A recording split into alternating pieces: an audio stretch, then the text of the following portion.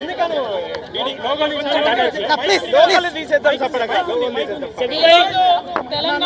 ఉన్నటువంటి కాంగ్రెస్ ప్రభుత్వం రేవంత్ రెడ్డి గారు మరి ఉద్యమంలో ఉన్నటువంటి తెలంగాణ తల్లి గారు ఇంకొక విగ్రహాన్ని మేము సెక్రటరీలో పెట్టినాం, అదే మీ తెలంగాణ తల్లి అని చెప్తా ఉన్నారు.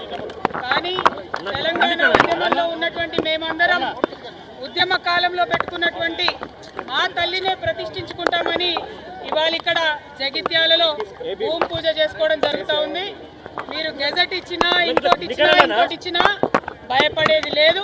ఖచ్చితంగా తెలంగాణ ఉద్యమ కాలంలో మా అందరికి ధైర్యాన్ని నింపి మా అందరికి స్ఫూర్తినిచ్చినటువంటి ఆ తెలంగాణ తల్లినే ఉద్యమ తల్లినే నిలుపుకుంటాం. ఆ ఉద్యమ తల్లి చేతిలోని బతుకమ్మను సగర్వంగా విశ్వమంతా కూడా వ్యాపించేలాగా ప్రయత్నం చేస్తాం.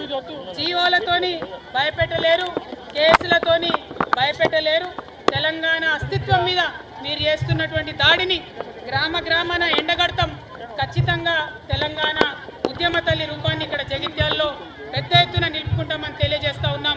జై తెలంగాణ, జై తెలంగాణ, తెలంగాణ తల్లి మాదిరా.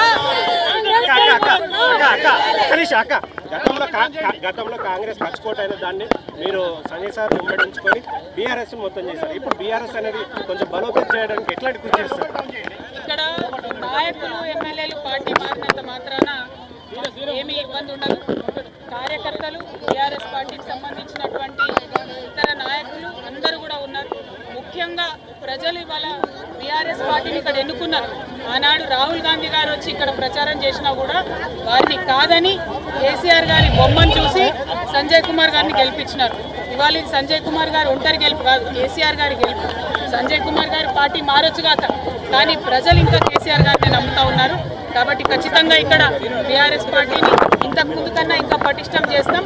రానున్న రోజుల్లో బీఆర్ఎస్ జెండాను మళ్ళొకసారి ప్రజల ఆశీర్వాదంతో జగిత్యాల్లో ఎగరేస్తామని చెప్తాం. కేవలం అభివృద్ధి కోసమే పార్టీ మారని తప్ప దేనికోసం కాదని చెప్పి సంజయ్ కుమార్ మరి సంవత్సర కాలంలో ఒక చిన్న రోడ్ వేసినా, ఒక చిన్న నిధులు తీసుకొచ్చినా, కొండగట్టు పనులు కావచ్చు, జగిత్యాల పనులు కావచ్చు, మొత్తం జిల్లాలో జరగాల్సినటువంటి అభివృద్ధి అంతా కూడా కుంటుపడ్డ విషయం ఇక్కడ సంజయ్ గారు మనందరూ కూడా ఎక్స్ప్లెయిన్ చేయాలి.